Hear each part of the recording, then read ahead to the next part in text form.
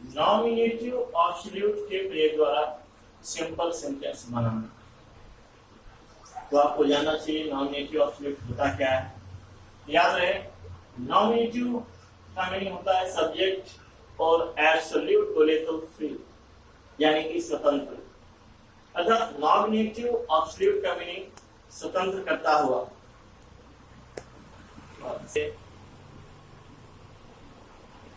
आप देख रहे हैं नॉमिनेटिव का अर्थ होता है सब्जेक्ट यानी कि कर्ता, डूअर, जबकि ऑब्सोल्यूट का मीनिंग है फ्री यानी कि स्वतंत्र।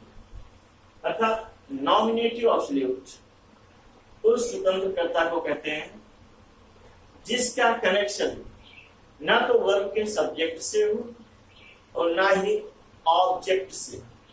आप देख रहे हैं नॉमिनेटिव ऑब्सोल्यूट उस स्वतंत्रकर्ता को कहते हैं जिसका संबंध ना तो वर्ब के सब्जेक्ट से होता है ना ही ऑब्जेक्ट से।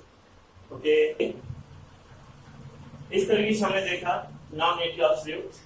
आप उस स्वतंत्रकर्ता को कहते हैं जिसका कनेक्शन ना तो वर्ब के सब्जेक्ट से हो और ना ही इसके ऑब्जेक्ट से। आपको अब पता होना चाहिए कि हम नॉमिनेटिव ऑब्सोल्यूट का प्रयोग करेंगे कब। तो याद रहे, जब दिए गए सेंटेंसेस के सब्जेक्ट्स डिफरेंट हों।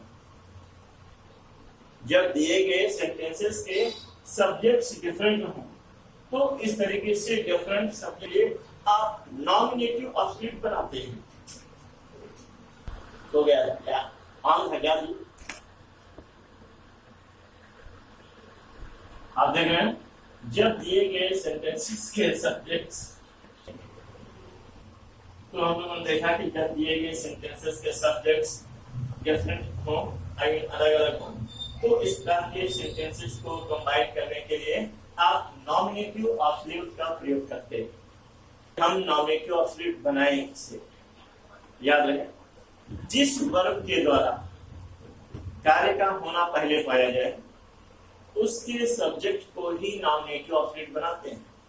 ध्यान दीजिएगा, जिस अपने पास दो सब्जेक्ट हो, दो सेंटेंसेस होंगे, उन दो सेंटेंसेस में से कोई कार्य पहले होगा और कोई कार्य बाद में। तो जिस सेंटेंस के द्वारा कार्य का होना पहले पाया जाए उसके सब्जेक्ट को ही नॉमिनेटिव ऑब्सोल्यूट बनाते हैं, और इसका प्रयोग सेंटेंस के स्टार्टिंग में करते हैं। सेंटेंस के शुरू में ही हम नॉमिनेटिव ऑब्सोल्यूट का प्रयोग करते हैं। हाँ, तो आपने देखा नॉमिनेटिव ऑब्सोल्यूट होता क्या है वो जाना। नॉमिनेटिव ऑब्सोल्यूट का प्रयोग करना कहाँ पर चाहिए वो आपको सामने बताया जा रहा है, और हम नॉमिनेटिव ऑब्सोल्यूट बनाएंगे किसको वो भी देखिए। जब दिए गए सेंटेंस में जिस वर्ब के द्वारा कार्य का होना पहले पाया जाए तो उस वर्ब के सब्जेक्ट को ही नॉमिनेटिव ऑब्सोल्यूट बनाते हैं। ये पहला आंसर है आपका कि हम नॉमिनेटिव ऑब्सोल्यूट बनाएंगे किसको। याद रहे, जिस वर्ब के द्वारा कार्य का होना पहले पाया जाएगा उसके सब्जेक्ट को ही नॉमिनेटिव ऑब्सोल्यूट बनाते हैं। उसके बाद समस्या ये है, हम नॉमिनेटिव ऑब्सोल्यूट समझ तो क्या बनाएंगे इसको, इसका यूज हम कहाँ पर करें। याद रहे, आगे फिर है आपका नॉमिनेटिव ऑब्सोल्यूट का प्रयोग। इसका मतलब इसका प्रयोग कंबाइंड सेंटेंस के प्रारंभ में करते हैं। नॉमिनेटिव ऑब्सोल्यूट का प्रयोग सेंटेंस के बिगिनिंग में ही करना चाहिए, तथा जो शेष रिमेनिंग सेंटेंस, जो बचे हुए सेंटेंस हैं, उन्हें आप पार्टिसिपल के द्वारा कंबाइन करेंगे। आपको पार्टिसिपल के विषय में पहले ही फर्स्ट टॉपिक में बताया गया था। पार्टिसिपल होता क्या है, कैसे बनाते हैं। आपने जाना नॉमिनेटिव ऑब्सोल्यूट के प्रयोग के बाद रिमेनिंग सेंटेंस को आप पार्टिसिपल के माध्यम से कंबाइन करते हैं। पार्टिसिपल ऑलरेडी बताया जा चुका है, मैं आपको रिमाइंड करा दे रहा हूं। प्रेजेंट पार्टिसिपल आप वर्ब प्लस आईएनजी के द्वारा बनाते हैं, या लिंकिंग वर्ब के स्थान पर लिंकिंग वर्ब के स्थान पर बीइंग के प्रयोग द्वारा प्रेजेंट पार्टिसिपल बनाते हैं। परफेक्ट पार्शियल आप जानते हैं, हैविंग प्लस वर्ब की थर्ड फॉर्म के द्वारा परफेक्ट पार्शियल बनाया जाता है। और ये आपको ऑलरेडी बताया जा चुका है और डिटेल से पूरा टॉपिक ये है, इसमें 40 मिनट का लेक्चर है। हम तो ये पार्शियल का प्रयोग करते करते जब दो कार्य प्रायः साथ साथ हों और दूसरा वाला कार्य पहले वाले कार्य का परिणाम हो, तो इस प्रकार के सेंटेंसेस को आप प्रेजेंट पार्शियल के माध्यम से कंबाइन करते हैं। लेकिन जब एक कार्य पूर्ण रूप से समाप्त हो जाए, then after a time interval, जब कोई दूसरा कार्य दूसरा परफॉर्मेंस से स्टार्ट हो, तब इस तरीके के सेंटेंसेस को कंबाइन करने के लिए आप परफेक्ट पार्शियल का प्रयोग करते हैं। यानी कि जब दो कार्यों के बीच एक टाइम गैपिंग हो, तो आप परफेक्ट पार्शियल का प्रयोग करेंगे। जब दो कार्य बिना किसी टाइप गैपिंग के हो रहे हैं, तो इस तरीके के सेंटेंस को आप प्रेजेंट पार्शियल से बनाएंगे। अब हम इससे देखते हैं एग्जांपल्स। आप देख रहे हैं फर्स्ट एग्जांपल, आप देख रहे हैं एक सेंटेंस है पुलिस अराइव्ड और सेकंड सेंटेंस है द क्राउड स्कैटर्ड। दोनों के सब्जेक्ट आप डिफरेंट हैं, ये देख रहे हैं। एक सेंटेंस का सब्जेक्ट है पुलिस, दूसरे का सब्जेक्ट है क्राउड। और आपने जाना था जब दिए गए सेंटेंसेस के सब्जेक्ट से डिफरेंट हों, तो ही आप नॉमिनेटिव ऑब्जेक्ट का प्रयोग करते हैं। अब देखना है हम नॉमिनेटिव ऑब्जेक्ट बनाएं किसे। तो आपको बताया गया था कि जिस वर्ब के द्वारा कार्य का होना पहले पाया जाए, उसके सब्जेक्ट को ही नॉमिनेटिव ऑब्जेक्ट बनाते हैं।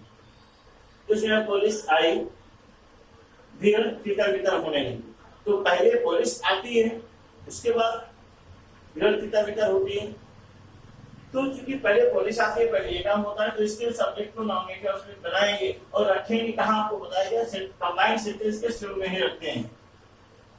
यानी कि द पुलिस अब बताया शेष ये इतना सेंटेंस बचा है, और आपको बताया गया है कि नॉमिनेटिव ऑब्जेक्ट के बाद शेष सेंटेंस को आप पार्टिसिपल के माध्यम से जोड़ते हैं। पार्टिसिपल के माध्यम से जोड़ते हैं, तो याद रहे इसमें कौन सा पार्टिसिपल का यूज होगा, कौन सा पार्टिसिपल यूज होगा। अब आप देखिए, जब पुलिस का होटल सुनाई देता है, पुलिस आती रहती है, तब तभी से भीड़ कुछ भीतर भीतर होना शुरू हो जाती है। लेकिन जब पुलिस वाले आ जाते हैं, तो मोस्टली भीड़ देख रहे हैं कि जैसे पुलिस की गाड़ी का होटल सुनाई देता है, लोग भीतर भीतर होना शुरू हो जाते हैं। यानी पुलिस भी आ रही है, लोग भीतर भीतर होना शुरू हो गए। यहाँ पर दो काम साथ में हो रहे हैं, और आपको याद आना चाहिए कि जब दो कार्य साथ में होते हैं, तो हम प्रेजेंट पार्टिसिपल का प्रयोग करते हैं। और प्रेजेंट पार्टिसिपल या तो वर्ब में आईएनजी लगाकर बनाते हैं, या फिर लिंकिंग वर्ब के स्थान पर बीइंग के प्रयोग द्वारा बनाते हैं। देखिए यहाँ पर कोई लिंकिंग वर्ब आया नहीं, इसका मतलब बीइंग लगेगा नहीं। यानी कि हम वर्ब में आईएनजी लगाएंगे, arriving, arriving the crowd,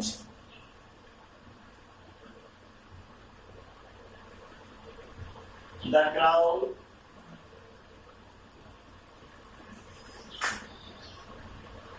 scattered.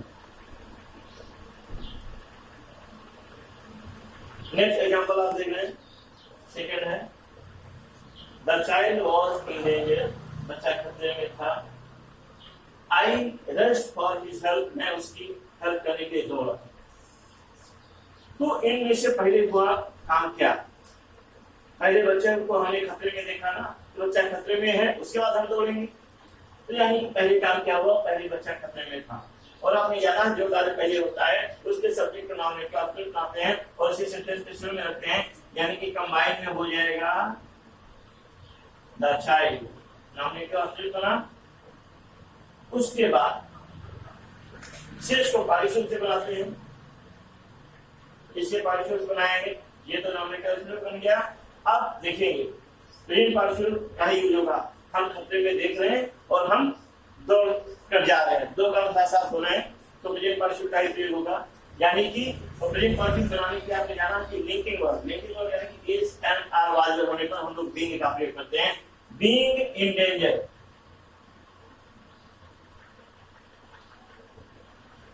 Being in danger, comma, उसके बाद दूसरा सेंटेंस कॉपी हो जाता है, I rushed for his help.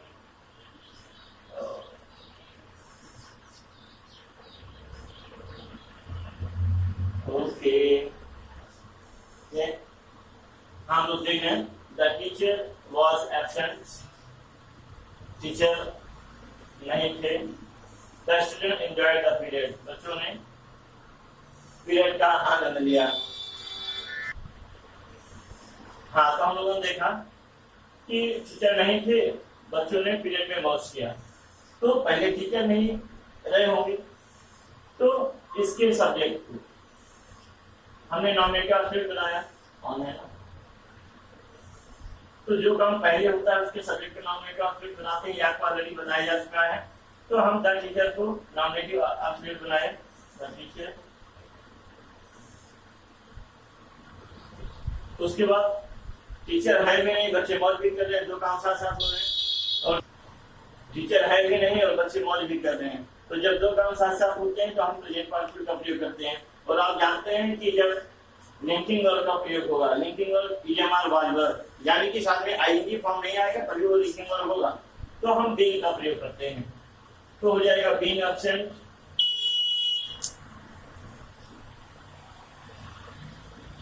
Being absent the students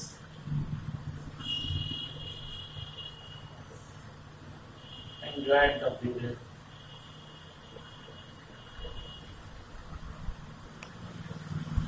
Enjoyed the period. The crime was not approved. Crime साबित नहीं किया गया, साबित नहीं हो सका और जज ने केस डिसमिस कर दिया। तो इसमें से पहले काम क्या हुआ कि अपराध को साबित नहीं किया जा सका। तो काम पहले ये हुआ कि जब वो साबित नहीं हुआ तब केस डिसमिस हो गया। तो पहले ये काम हो रहा है, केस अप्रूव नहीं हुआ तो इसके सब्जेक्ट को हम नॉमिनेटिव ऑब्जेक्ट बनाएंगे, यानी कि कंबाइन में हो जाएगा द क्राइम। उसके बाद आप देखते हैं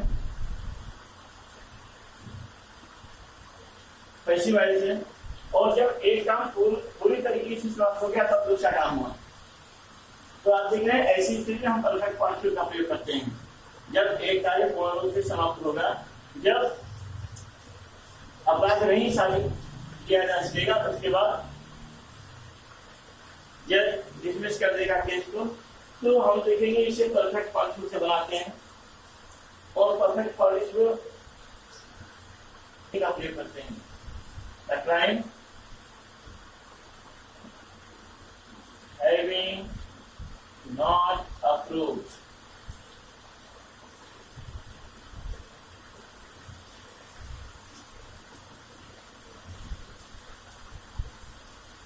क्योंकि ये सेंटेंस पैसिव वॉइस है, तो परफेक्ट पार्टिसिपल का जब पैसिव बनाना हो तो हम बीन लगाते हैं, हैविंग नॉट बीन